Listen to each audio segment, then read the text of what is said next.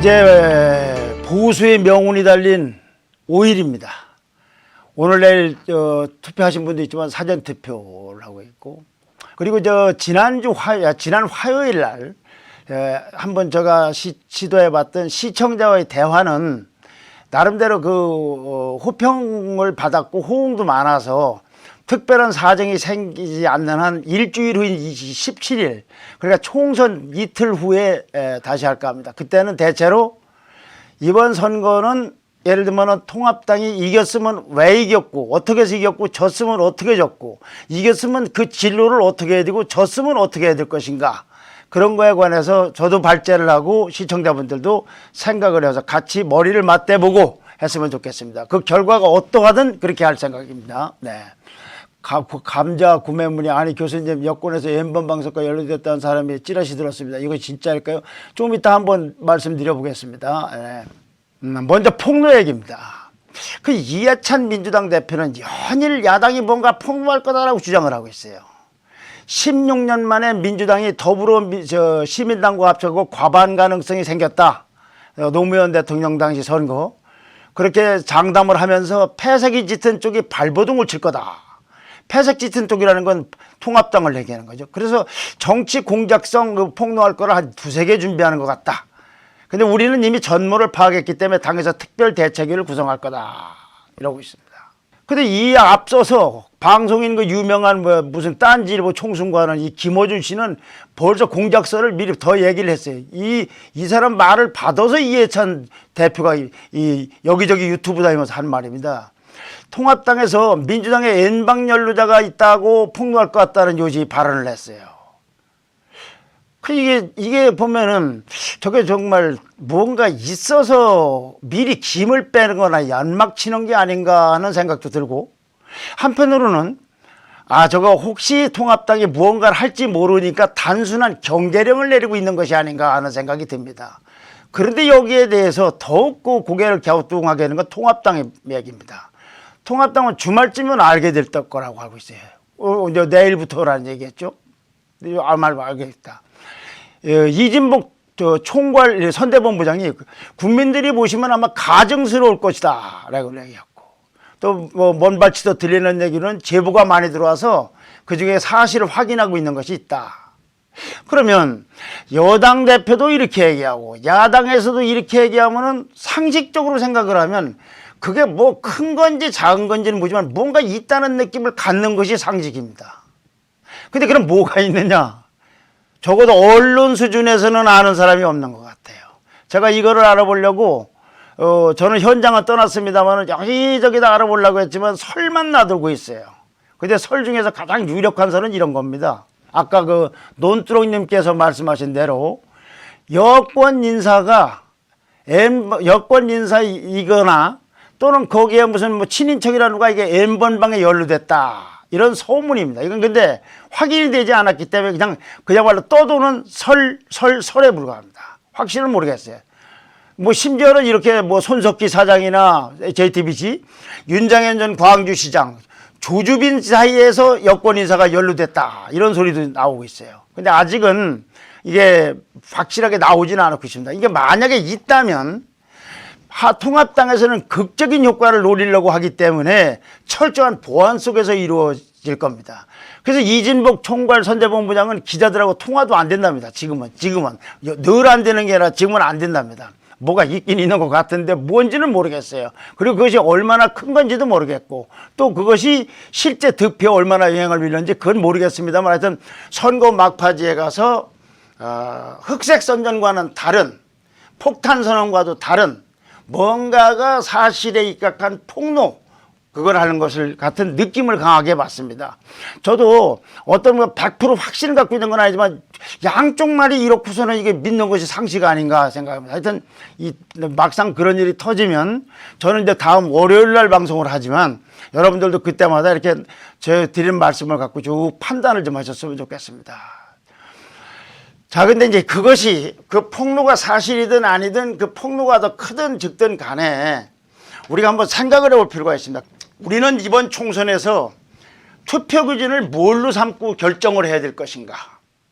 이제 5일밖에 안 남았고 주말부터는 서서히 생각을 가다듬는 사람이 이미 여기에 생각을 가다듬은 분들이 확실한 분이 있을 겁니다. 아까 왜 미리 사전 투표하고 오신 분 누구 어떻게 투표했는지는 모르지만 있을 겁니다. 저도 사실은 내일 사전 투표를 하려고 그러는데요. 그런데 아직은 정하지 않은 분들도 이제 결국은 무언가를 기준을 갖고 투표를 할 거란 말입니다. 그때 이제 혹시 여러분들하고도 이렇게 얘기되면 이런 얘기가 중요하지 않을까 싶어요. 이제 혹시 의견이라도 서로 교환할 수 있으면. 그 중에서 특히 60대 이상 실버 유권자의 선택이 중요합니다. 보수의 부활은 어찌 보면 그들에게 달려있다고 해도 과언이 아니거든요. 이분들은 220만이 늘어서 4년 전보다 1200만이고 전체 유권자의 27.3%입니다. 4년 전에 983만 뜯고 23.4%였는데 훨씬 늘어났죠. 이분들을 포함해서 유권자들은 우선 아니 내가 우선 투표를 할 거냐 말 거냐부터 결정을 해야 됩니다. 이게 굉장히 중요합니다. 투표율이라는 것이 이번처럼 중요한 때가 없습니다. 왜냐? 코로나 때문에 그렇습니다. 안 갈 사람도 있고 못 올 사람도 있을 것 같으니까. 아이고 내가 뭐 저렇게 싸우는데 낄필이나 이러면은 이제 투표율이 내려가는 거예요. 이런 분들에게 독려하는 것도 굉장히 중요합니다. 네. 레드 제플린, 조지 오웰 동물세상, 네, 빅브라더, 네. 대형 나오죠, 대형. 네. 리우, 저도 60 넘었지만 오늘 투표장 가는 60이 넘는 사람들이 많이 왔더라고요. 네. 이런 실버 1200만이나 되는 어르신들이 결정하는 것이 보수 부활의 그 계기가 될 겁니다. 네. 한 분도 빠지지 말고 하여튼 투표를 해야 하는 거. 그건 어찌 보면 또 권리이면서 의무입니다. 투표를 해야 되는 거는. 이번 선거처럼 투표하라고 독려 안 하는 선거를 저는 85년부터 본 선거판에서 처음 봅니다만은. 자, 아까 우선 투표할 거냐 말할 거냐 결정한 거고, 그 다음에는, 야, 이번 투표가 끝난 다음에 우리나라가 민주주의 국가를 유지할 것이냐, 문주주의 국가가 될 것이냐, 이거를 또 내가 투표하는데 결정을 해야 돼. 아까 그 말씀드린 폭로가 있든 없든 간에 있으면 새롭게 또 마음을 가다듬으시면 되는 거고. 문주주의 세상. 이건 민주주의가 아닙니다. 우리가 느껴왔고, 누려왔고, 쟁취했던, 그리고 영원히 보존해야 될 그런 민주주의가 아니에요. 문주주의입니다. 문주의. 친문 세력이 주인이 되는 나라. 그 다음에는 자 내가 이거 투표를 하는 것이 결국은 조국 편을 드는 것이냐 윤석열 편을 드는 것이냐. 근데 이거는 너무 중요한 포인트고 드릴 말씀이 많아서 이건 좀 옮겨서 얘기를 하겠습니다. 이사를 찍어서 여당 국회의원 이삿짐 쌓도록 합시다. 오늘 투표장 가면 네. 김초질관 꼭 투표합시다. 자유우파. 네. 그 다음에는 아까 이제 윤석열이냐 조국이냐 민주주의냐 문주주의냐 투표할 거냐. 그 다음에 정당이냐 인물이냐. 사실은 정당도 보고 인물도 봐야 됩니다. 근데 이번에는 정당을 우선 봐야 될 것 같습니다. 그 이유가 있습니다. 워낙 진영 간의 대결이 커서 사람 하나를 보고 요 인물은 뭐 내가 잘하는데 어떻다, 그건 뭐 평소에 보니까 어떻다, 여기 인물론에 빠지면 은근하다가 결국은 이 정당이 통합당이 어려워져, 보수 세력이. 그리고 이번에 솔직하게 말씀드리면은 통합당에서 공천한 분들이 공천이 다 잘 됐느냐, 그거에 대해서는 많은 논란도 있고 말썽이 있었던 걸 우리 시청자 여러분들은 아실 겁니다. 이경숙, 김종래 교수님 팩트입니다. 맞습니다. 네, 감사합니다. 네. 이 가운데 하나 재견하고 다르실 분이 있을지 모르지만 차명진 후보가 나옵니다. 이 차명진 후보의 발언에 대해서 또는 당에서 제명은 안 시켰지만 탈당을 권유했다는 부분에 대해서는 양론이 있습니다. 잘했다, 잘못했다, 차명진 씨가 잘못했다, 잘했다. 그럼 제 견해는 어떤가 말씀드리겠습니다. 저 견해가 다르신 분들도 있을 겁니다. 그걸 알면서 저희 견해를 물어오는 분들도 있어서 말씀드립니다. 저는 차명진 씨가 말한 그 구체적인 내용, 그거는 뭐 특별히 뭐 그렇게 문제 삼을 게 없다고 봅니다. 기사를 인용한 거예요, 기사를. 자, 그런데 내 하나의 이제 행동이 당 전체의 득표에 도움되느냐 안 되느냐의 관점에서 볼 때는 저는 그 발언을 그때 그 시간에 그런 말을 할 필요가 전혀 없었다고 생각이 됩니다. 그럼 반대로 이렇게 생각하면 됩니다.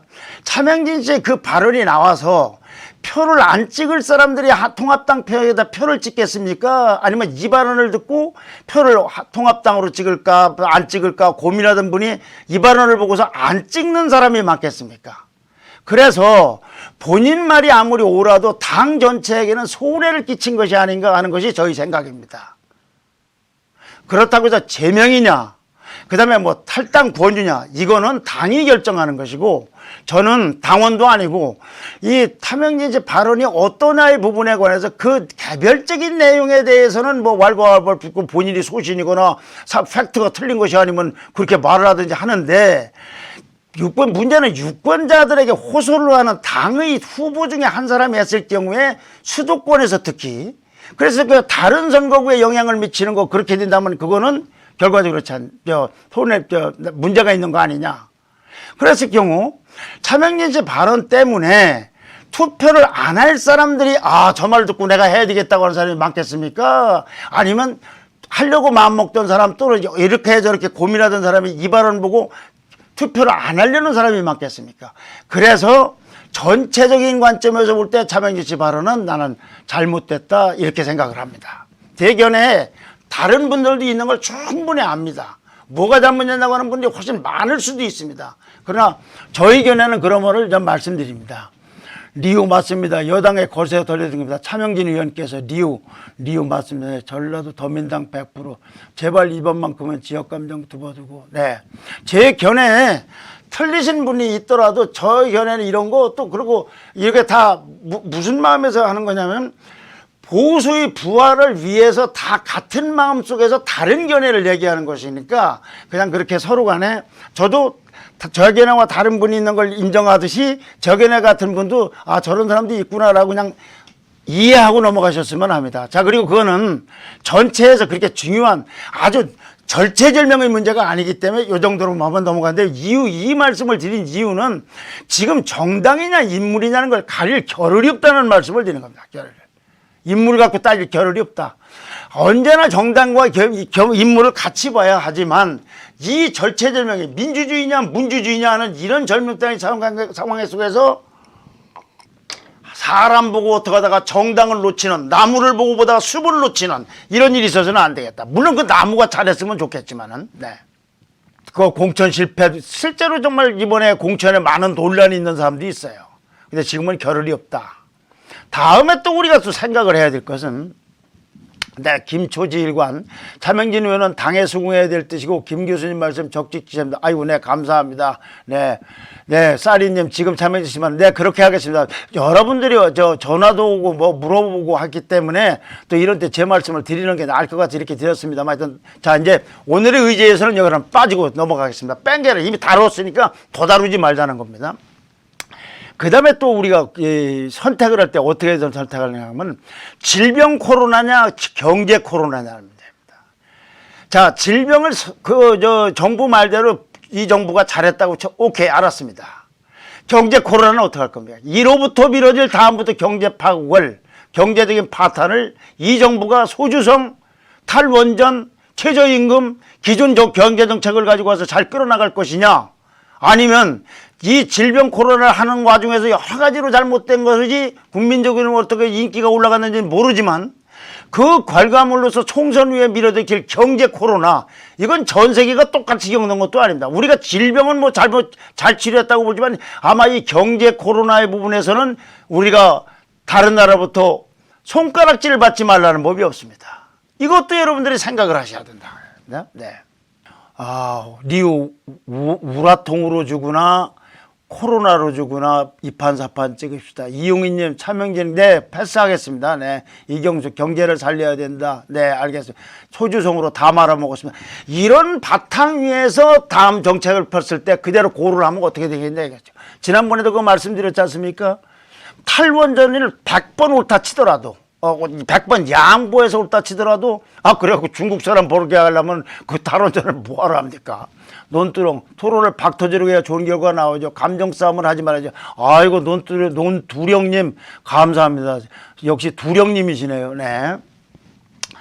슈펜스도 안녕하세요. 도금 되었습니다. 괜찮습니다. 이제 본격적으로 시작하려고 그런 겁니다. 자, 여기까지를 보면서, 지금까지 한 거의 오늘의 키워드는, 이해찬은 연일 야폭로를 주장하고 있다. 통합당은 주말쯤은 알게 된다고 하고 있다. 그러니까 뭐가 있을 것 같은데 아직은 확인 안 되고 설설설인데 가장 많이 설도는 그럴듯하게 나도는 소는 여권 인사가 N번방과 관련된 것이다. 가인가 아니겠느냐. 그래 아직은 단언할 수 있는 건 없다. 또 그리고 이와 같은 폭로가 없다 하더라도 보수는 비화해야 되겠는데 그 핵심은 실버 유권자에 달렸다. 실버 유권자들은 이와 같이 조국이냐 윤석열이냐, 지금 무슨 경제 코로나냐 질병 코로나냐, 민주주의냐 문주주의냐, 정당이냐 인물이냐, 이걸 가려서 보고서 투표를 해야 된다. 그에 앞서서 투표를 무조건 해야지, 투표율이 줄어들었다는 이건 분모가 줄어들었기 때문에 이건 큰 문제가 생긴다. 양영수, 김종래 내시경 좋아. 네, 감사합니다. 네. 이용이 밉던 굽던 이번에 무조건 야당을 일단 살려놓고 봐야 합니다. 그렇죠. 제 말씀도 그런 겁니다. 거북이 도덕도 양심도 부끄러움도 없는 짐승 같은 족과 그 일당은 어쩌지요? 네. 그러니까 보수 유권자들이 이 손가락이 굉장히 중요합니다. 손가락이. 네. 지인들과 손에 손을 잡고 그 4분전을 투표장으로 나갑시다. 실거 유권자들은 정말 나라를 생각하면서 투표해야 되는데 그 다음으로 무엇보다도 이 투표를 해야 된다. 그리고 그건 기준이 뭘로 할 거인가는 곰곰이 생각을 해야 된다. 고통을 두려워하는 사람은 벌써 두려움에 고통을 받고 있다는 말이 있습니다. 고통을 두려워하는 사람은 벌써 두려움의 고통을 받고 있다. 이거는 르네상스기 프랑스 철학자이자 이 수상록이라는 유명한 책을 썼던 몽테뉴가 한 말입니다. 고통을 두려워하는 사람은 벌써 두려움에 고통받고 있다. 우리가 이걸 넘어서야 됩니다. 두려움의 고통을 받으면 안 됩니다. 우리는 결정을 하고 행동을 하는 보수가 돼야 되고 행동을 하는 실버가 돼야 된다.